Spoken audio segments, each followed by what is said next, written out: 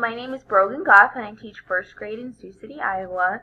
The name of my study is Comparing the Effects of Two Math-Based Apps on First Grade Students' Addition Fact Fluency. According to Musti, Rayo, Lynch, and Platini, in 2015, the United States was ranked 24th out of 57 developed countries in the world for basic math fact fluency. In addition, Gary and his research team found that 22% of the adult population in America had a mathematical understanding that would fall short of the minimum requirements of an 8th grade student in America. Lastly, statistics from the National Center of Educational Statistics found that in 2015, 4th grade students' proficiency rates had dropped 2% over the last few years, while 8th grade students' proficiency rates had dropped 5% over the last 3 years. Research teams led by Burns and Hawkins found that lower fluency rates in elementary tend to lead to lower proficiency rates in middle and high school. Researchers hypothesized that more time supporting fact fluency in these more complex math courses later in schooling result in less time teaching the grade level standards expected of those grades or courses. And addressing early signs of deficits can lead to positive social and personal outcomes later in life, especially when it comes to employment opportunities. This research was important to me because reading has had a huge emphasis in my district over the last few years, and I wanted to learn more on how I could support my students' math needs after reading about these statistics. Before I started my own study, I looked at different interventions that had been used in the past and found they either fall into the paper-pencil category or more recently the computer-based category. All of the studies that I looked at, all the interventions I read about, did result in positive increases for students' fact fluency rates. You can see that taped problems and intervention and detect practice repair intervention resulted in almost a 20 digits correct per minute increase over the course of their studies, while Rocket Math used with one first grade student who was struggling resulted in a 10 digits correct per minute increase, and a similar study conducted on 5th grade students resulted in almost a 23-point growth over the course of that study. Hawkins and his research team found that higher levels of motivation and engagement are increased when students are practicing on technology-based programs. More specifically, Burns and his research team found that middle school students are more motivated and engaged when the gameplay mode is either competitive or collaborative, which would result in the highest levels of increased fact fluency rates. While all of these studies increased students' fact fluency rates, very few of them, in fact, only the research study led by Smith, involved lower elementary students, or more specifically, first grade students. All of the other studies focused on upper elementary or middle school students and involved multiplication or division fact fluency rates rather than addition.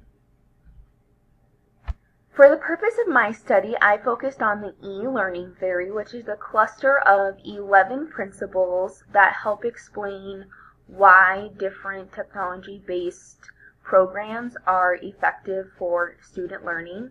Later in my presentation, you'll hear how each of the apps I used in my research met these different principles to help support student learning. The reason why this research is important is the fact that basic fact fluency rates in our country need to improve in order to provide better lives for our students in the future.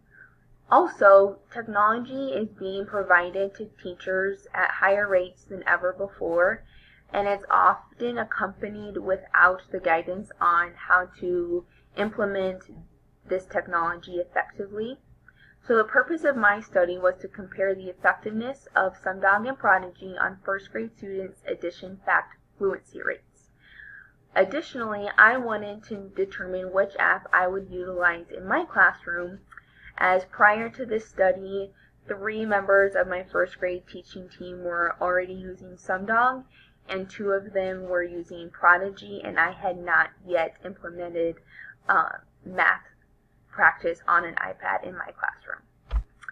For my study, I used the 23 first grade students I had in my class this year.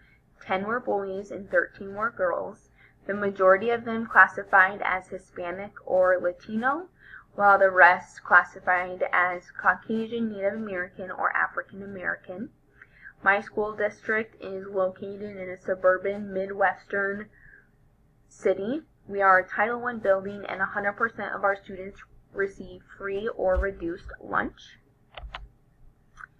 The research design I followed was an ABC design, which consisted of 3 5-week phases.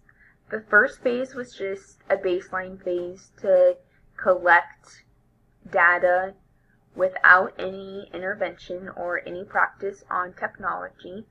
During this phase, instruction occurred in my math block as it had occurred all year. We did everything in whole group. I followed an explicit instruction design with a I do, we do, you do phase. Moving into this first treatment phase, students began interacting on SumDog for 15 minutes a day during their math block rotations. And in the last phase of my study, instead of interacting on SumDog, students interacted on Prodigy for their 15-minute technology station. So for the last 2 phases of my study, we went from a whole group teaching style to a math center rotation style. The first 15 minutes of our math block were still spent in whole group, introducing the content for the day, and then students rotated through 3 stations that included teacher table, independent practice, and then practice on technology. At the beginning and end of each phase, on a Friday, I gave students a 2-minute time test to record the number of answers or number of problems they were able to answer correctly in 2 minutes. 2-minute time tests have a reliability of between 0.55 and 0.92, with a validity rating between 0.36 and 0.50. Students use testing folders to cover their answers from their peers and pencils, and as I previously mentioned, we followed the Go Math curriculum for our whole group and teacher table lessons. The iPads we used were also 6th grade or 6th generation iPads. For my study, the independent variable was the different math-based apps students engaged with during the different treatment phases of my study, so SumDog or Prodigy. And then the dependent variable was the scores they earned on the 2-minute time test I gave throughout my study. To analyze my data, I found the mean scores of each of the 4 2-minute timings that were administered over the course of my study, and I ran those numbers through a dependent sample t-test. The t-test for the baseline phase showed a significant difference from the pre-test that was administered at the beginning of my study to the test that was given at the end of the baseline phase, with a p-value of 0.018. On average, participants scored 2.59 points lower at the end of our baseline phase than they did at the beginning of our study. The t-test for the first treatment, or SumDog, also showed a significant difference from the end of the baseline phase to the end of the SumDog phase. With a p-value of 0.036, participants scored on average 2.25 points higher after working on SumDog than they did after no treatment was provided. Finally, the t-test for our last treatment phase, or the Prodigy phase, showed the most significant difference from the end of SumDog phase to the end of Prodigy phase, with a p-value of 0.004, with participants scoring on average 4.62 points higher after working on Prodigy for 5 weeks than they did after working on SumDog. This graph depicts the mean scores from each 2-minute timing test that was administered throughout the course of my study. My hypothesis that students who engaged for 15 minutes a day on a math-based app would have higher rates of fact fluency was supported, along with my hypothesis that Prodigy would be a more effective math-based app than SumDog for supporting addition fact fluency rates for first graders. I had formed these hypotheses based on what I read from past research along with the principles outlined in the e-learning theory. Past research studies found computer-based instruction to increase student engagement and motivation, which in turn increases fact fluency rates. More specifically, computer-based instruction that integrates gameplay with a competitive or collaborative approach results in the highest level of motivation and increased fluency rates. Results of my study support these findings of past studies due to a significant difference in t-test results between the baseline and treatment phases. This study also adds to the current literature by providing information on the effectiveness of daily practice on a math-based app for first grade students' fact fluency rates, in addition to the upper elementary students that the majority of past research has focused on. The fact that our country is currently ranked 24th out of 57 developed countries for basic math fact knowledge is alarming. Equally alarming is the statistics that 22% of our adult population lack 8th grade math requirements. Results from this study indicate that integrating daily practice on math-based apps, more specifically Prodigy, may help reverse this problem in the future. As I described in my introduction, the e-learning theory consists of 11 principles that can be used to analyze the effectiveness of technology-based learning.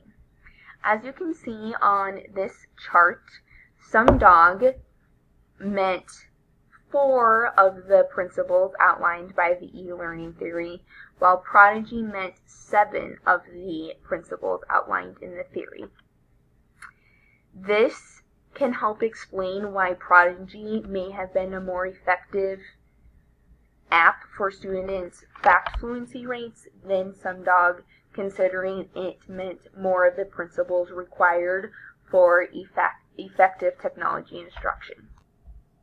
One limitation of my study was the small sample size I used. It would be recommended that future research includes multiple classrooms from different buildings and different districts to help eliminate the need of an ABC research design.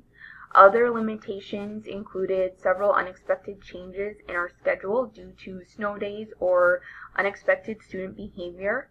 Increasing the length of studies like this in the future would help minimize the effect these changes had on student performance for the 2-minute timings. Results of this study demonstrate participants were able to advance their addition fact fluency more rapidly than when they were not offered interaction on a math-based app, while also practicing all basic math skills appropriate for their developmental levels in an engaging and motivating manner.